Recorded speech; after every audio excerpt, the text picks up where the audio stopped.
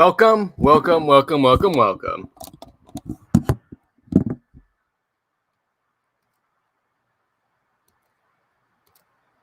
welcome back to a final episode of Talking Tokyo Live. Not the finale. This is going to be the last video before I go over my sister abroad in Spain. I'm currently planning on doing one episode, tentatively scheduled for March 11th at 8 p.m. GMT. That's 3 o'clock Eastern and noon Pacific. But as you can see on the screen, I was kind of thinking about doing these for this episode, but I decided against it, to keep it mainly Superior Time based as a, Superior Time catch-up review. But the third episode of The Master Soul I could not find subs, so I was like, I'm not gonna watch the first episode and just hold on to it. And I was also looking more into a band called Nightwish that are from Scandinavia, because one of the enthusiast YouTubers, because these people, the Rye guy, he introduced us to last Friday from the Imaginary album. I was listening to it last night and a bit again this morning, and there's actually a film that they did alongside that album. I kind of want to watch that, so those might be for March, or at least Master Soul. Maybe I might watch weeks reviews. Like, I'm not sure yet, but I'm also talking Turboranger here, so I might as well, just go straight into that, because that is the special thing this episode, in making you wait for my catch-up reviews. It was weird with how things worked with the semester, where I do queer and quality stuff, and then doing bits and pieces of, like, September was Saber review, October was Zenkaiger, November Revice, December Zenkaiger again. I believe December was Dino Fury. It was just weird. A small gap with Zenkaiger episode, and now we're have more with that today. But Revice about the same, because it's sort of been blocks of 8, and that's kind of like it's going to continue. But yeah. So, some thoughts I was writing down as I was watching this a bit ago now, like during the semester. I think I finished around Thanksgiving, maybe just after. I was thinking around the last live stream, but I decided to push it to this one because I didn't have a lot other than Superior Time. Or it might have been after the last live stream, and so it just made sense to keep it here. So, I think it was before the last live stream, I wanted to keep it here. So, first thing is, kid named Messiah, Masayysa, exists. Move stone from cave. Is this a Bible? Is this an intended Bible reference? Probably. Because you have Akka. I think Akka and Jetman goes to Catholic school. I think I mentioned that back when I did a video on Jetman back a few years ago. You can still watch that. Probably isn't that good.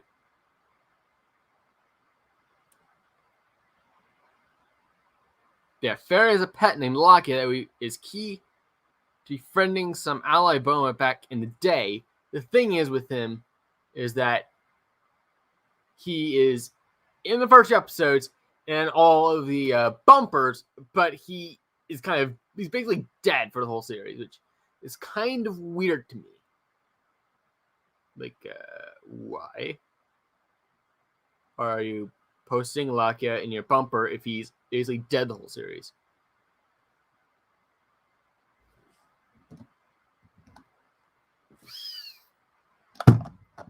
Tell me, Toei. Tell me. Tell me.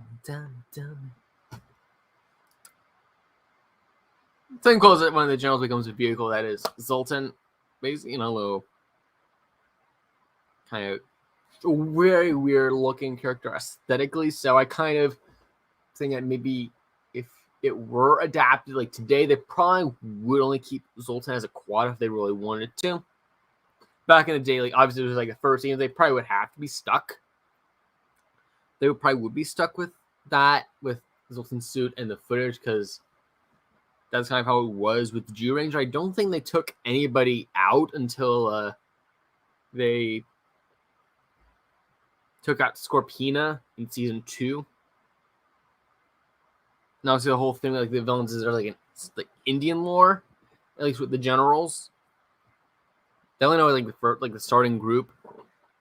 Like there's more I think it's more like a aboriginal aesthetic to the later ones, which I'll get to. The Wandering Boma, say of Naboroshi, who Yamimaru is introduced around when a 6th Ranger would be introduced today. Although we've had some Rangers start in episode 8, 10, but like 16 and 20s, about around where Brave Soul Gold debuted, and I think Major pushed the 6th Ranger's debut back early because we lost a month due to COVID, so we probably would have debuted in episode 16. But it's pushed back 12 because of all that.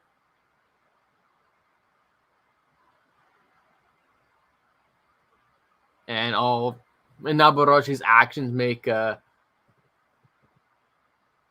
teacher, Miss Yamaguchi, I believe that's her name. Like a student that she lost,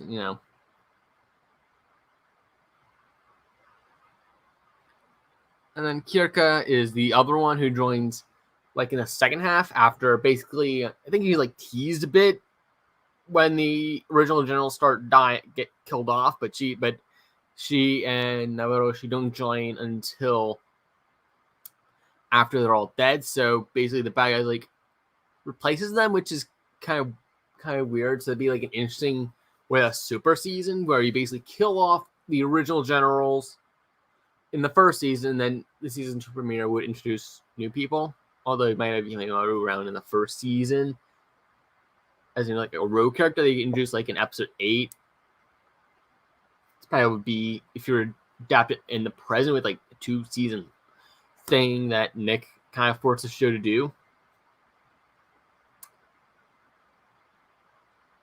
And Zoltan is in the premiere and the finale, which is seeing Lagron's actually killed off for a bit, then comes back in more powerful and stronger form for the end game. I think he's actually absent, like after he's originally killed. I think it's only just like the one episode after that, but then he's like teased a bit with bringing various Boma back until he gets his like full final form. It's like only like the final few episodes.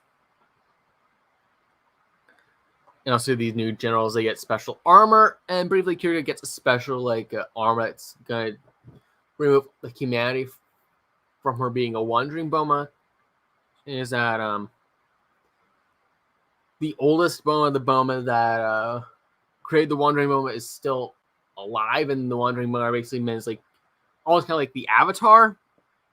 It's kind of like bringing peace to the world between the Boma and the humans, and and back in the fairies, but there's only one left, and she moves on at the end of the series. So yeah, that's 1988 to like 98. Wait, it's been 30 years. She was 90, early 89, so 99, 19. It's been over 30 years since she had one passed. But yeah. But they get a new like Zora that serves as their base in the second album instead of just working out of their mentors like like office in the city. And it's kind of like interesting, I would have thought we've used it as like a base for storage a bit more in the archive footage, but that's not really the case. And I think they only used the base Megazord function twice. Definitely they used it as like the weapons raise, like it's like a garrison a few more times, but it was only 2 times where the I would consider the Ultra Zord or like the Super Zord between the primary 5 car Zords and the 6 Rose Turbo Rugger. Because obviously, definitely is the Ultra Zord, definitely amount of time. I'd say it's pretty good compared to Live Robo and Live Boxer's form in the following series. Pretty comparable.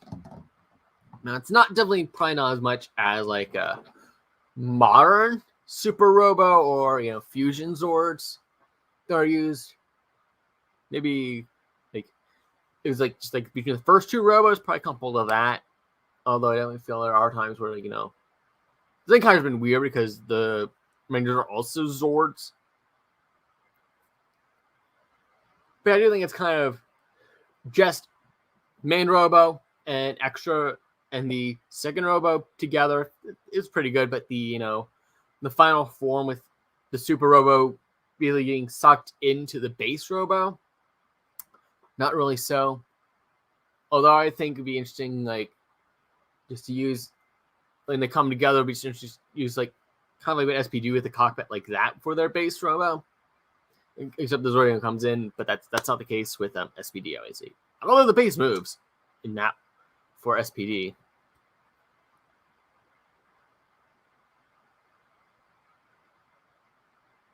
I also did watch the movie, which is about around episode 5. But it was weird, like watching around halfway. Episode 20. Johnny is the original female general.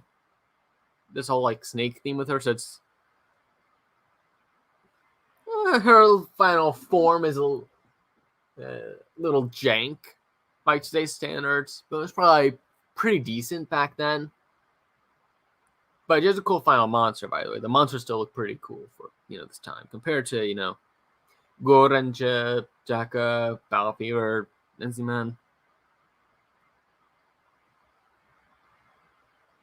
Same thing as like a pair of monsters like Fire and Ice, and the ice one doesn't really want to fight anymore, but then they're forced to merge together by Sultan, and that's the end of them.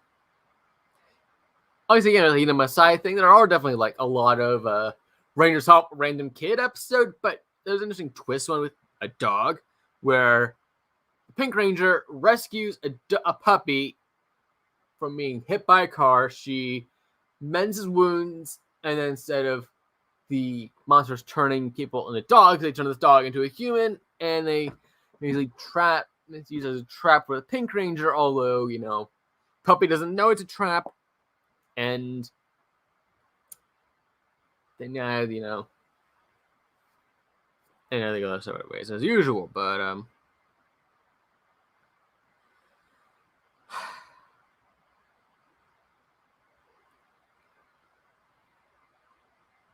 there's a really cool, like, kind of like a SeaWorld type place where they went to one episode that's kind of like, it's been long since abandoned, but it was pretty cool to see that. It kind of reminded me of a different abandoned place. I think it's in California. I think they just removed the observation tower or something from there.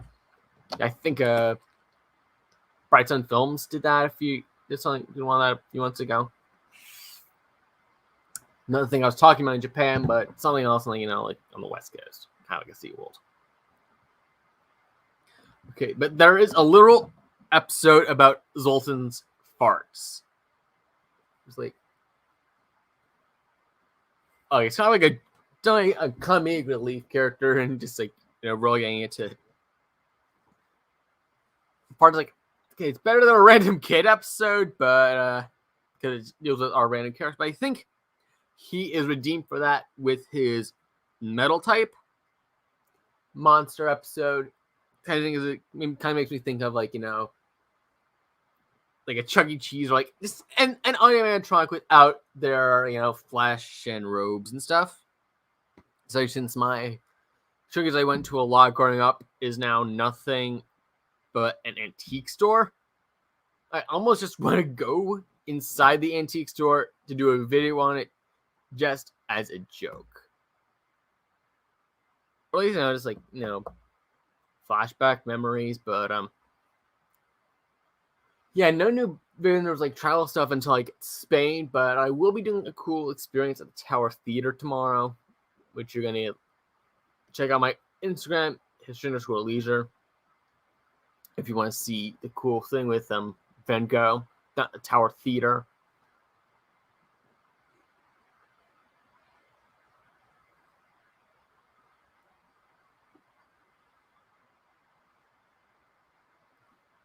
Basically, being Rigorn in the background, he kind of traps both the remaining the main rivals being the 5 Rangers and Yamamoto and Kirka, even without the other generals around and Rigorn being in the picture. They bring them to the death, and they'll disable both of their powers, which is pretty cool. But they find their power again, and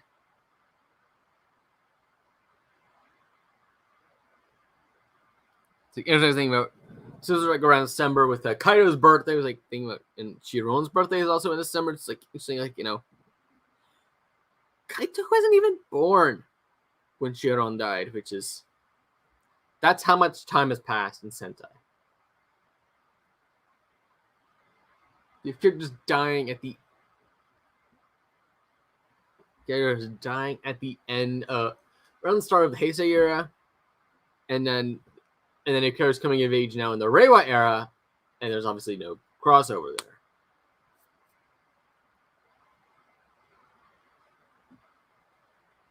But one interesting thing is Kirka is the first Wandering Boma, but she is closer in age to the Rangers than Yamimaru, who obviously looks a lot older. So I have no idea why that is, and like, one, are they actually siblings? Although they seem to kind of like be hitting on each other. Not seriously, but definitely they're a couple. Definitely the show's couple, for sure. It's like, why he's been active for longer. How did he come of age? He was definitely like punished a lot by humans, but that was the thing is, I think it was like punished by humans. Then he, my thinking of Jimba is like, he was like beaten up by the humans, and then as he lay dying, he became Boma.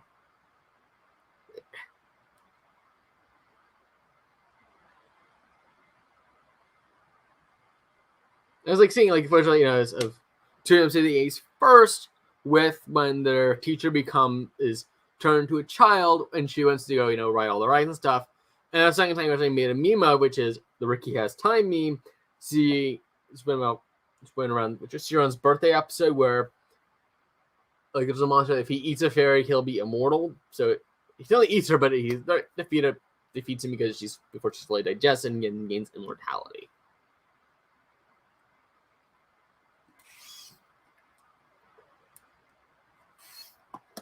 I think I can find it.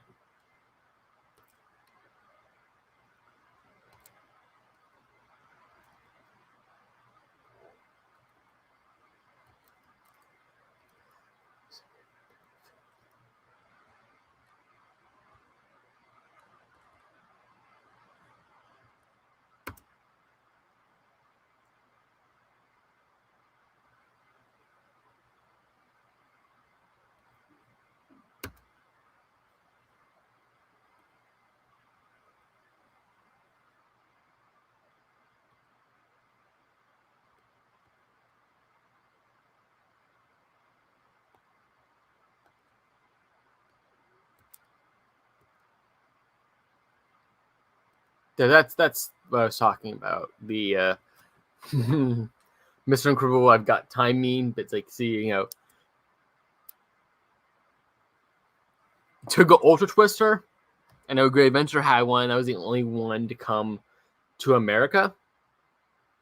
Let's see, roller coaster clock. Yeah, I've got time. That's not actually what happened, but just like maybe think like seeing a roller coaster, seeing that time, I was like, +1, I guess.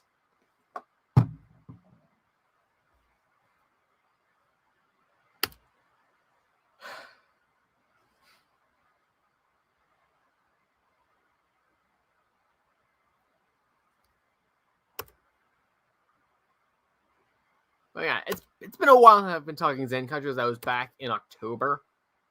September and October. So it was only 4 episodes. It was kind of unusual for me, but being semester stuff and being a film major, actually pretty interesting. Kind of one of the longest episode thing I've done of the podcast. I probably could have forgone Zenkaiger for a while and just done hope it. This is actually an 11 episode block. Lots in the middle that I kind of missed, but this could have been a 15 episode block and probably would have definitely been more worth it.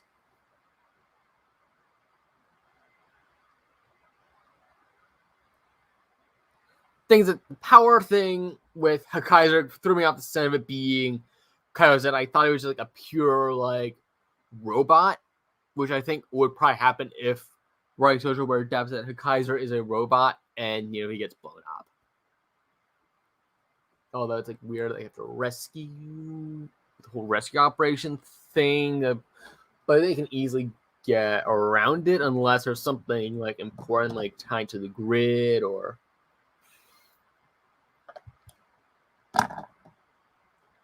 maybe some an episode that they don't see like they can adapt due to time or some other reason, but it's kind of important to the story, and so make the Megazord form of Kaiser, or simply make it Kaiser be like a pilot, like Blaze, Enter, and kind of do it like that, and that it's something they need to defeat. That basically trying to pull a Kaiser out, or like get him. They need to defeat Kaiser separately in order to show Megazord that they're just that powerful together. In which case, I probably would just make that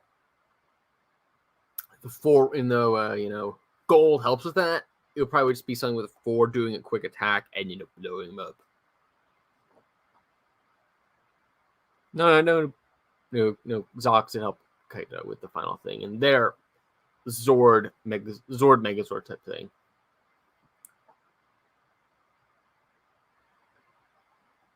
I really liked Flip World and Halloween World's designs. Flip is a generic buy swap episode that I watched around the same time as the one for Dino Fury. It's kind of like interesting, like see two of those together.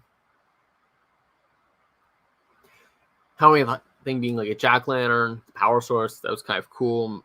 It was like, it actually doesn't need to be special, which kind of makes Stacy kind of feel even worse about the whole thing about finding the pumpkin. It's just, I don't know. I'm guessing the one Kaiser found is simply one of the monster like better, even if it was the original that Stacy found.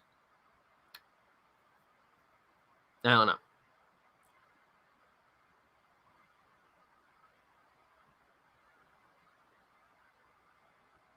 Remind me of the Die Monster. Remind me of the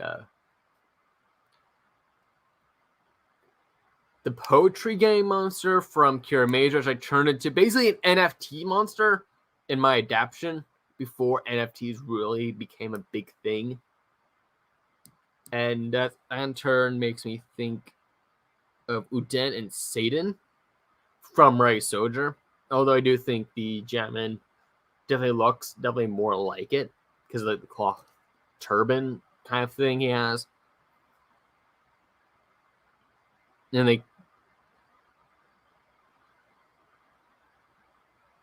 the dad, after he's revived, he kind of gets to know the others a bit, and then he leaves to deal with the mom while we continue with the usual stuff, and we with the bridge into Dawn Brothers, which is kind of like because I was thinking about doing kind of like a chorus band, like a aspects, like kind of all right, and do that in my Literary Guardian series, and whole comic kind of a continuation of that whole story with William and the team Avalor, and then continue with the next generation in the following series, which is bring some Geo stuff in there, but like the 4 masters would be that he finds would be the 4 rangers of the show, but our avatar is basically just that, he has power within him and he doesn't need a ranger power for himself. Similar thing with his predecessor, Claire.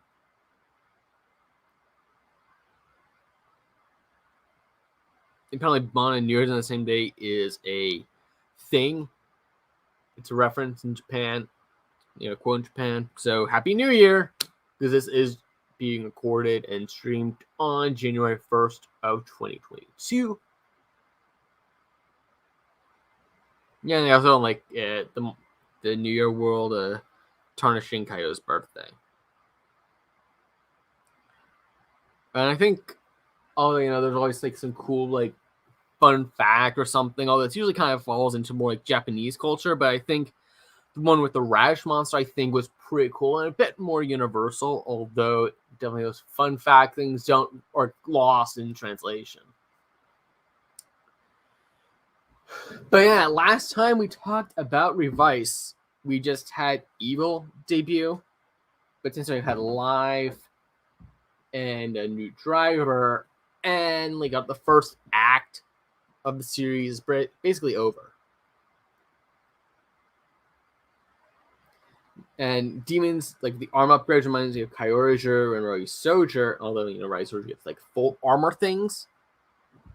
And then eventually, red and gold get like, red gets a battle. I would say there's like a battleizer, and then gold gets like more like a team style upgrade, except it's only for him. Although I would say the shining armor that the core 5 get in the Killer Major team was kind of similar to that. So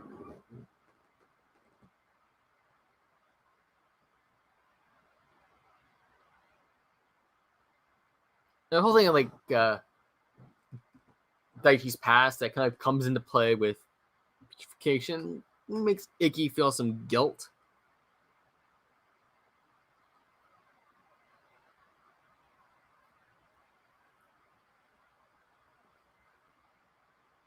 And like only I have siblings, like it's still like see how that's like definitely good, like for sibling connection, like how that works. And I was like, wasn't sure quite how for like an older Finley series like Go if I would work, but I really enjoyed watching that show leading up to New Year's 2021 alongside RPM. And then the Netflix announced to be removing all the older Ranger series. Gene, I was forgetting the Sisters Ranger form. But I actually bought the Love Cup shirt. This isn't an official Toei thing. It was actually designed by a Toku fan follow on Twitter named Hedges. Actually started a channel for like Barney stuff. So yeah, the one click. I get another wash. So I watched it after I bought it.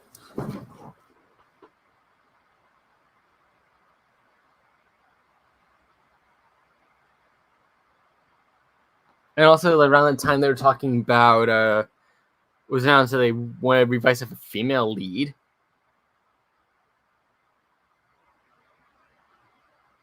And also interesting is that the commander guy was corrupted by the Chameleon Deadman, basically from the get-go, I believe. And to the Chameleon, like, one can steal identities. Recent episode, they had him steal the mom's identity, in which case he was caught because they put extra security up on the parents, and that's basically how they defeated him. But other than that, our original 3 are split. Green, the Olteca wants to basically, world domination. And the other 2, Julio and Aguilera. I think Julio and Aguilera are kind of like, Julio loves Aguilera. So, I just want to see where that goes. If it's like, really a king-queen type thing. So I'm really interested in that relationship. Not so much between the 2 female leads, the female antagonist and the female protagonist in Sakura.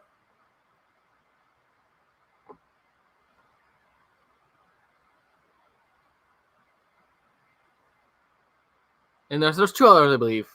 They're sort of they escape, and we haven't really seen them. So yeah, do you guys believe that Aguilera and who are gonna, be kind of like a Yamamoto and Kiriko, where they're gonna fall in love, but eventually, be friends with our heroes and, move on and start a new life at the end of the series, or at least, some point along the series, like, feel Miyu and Shun kind of overstayed their welcome in Forza. But other than that, near perfect. It's only perfect. So,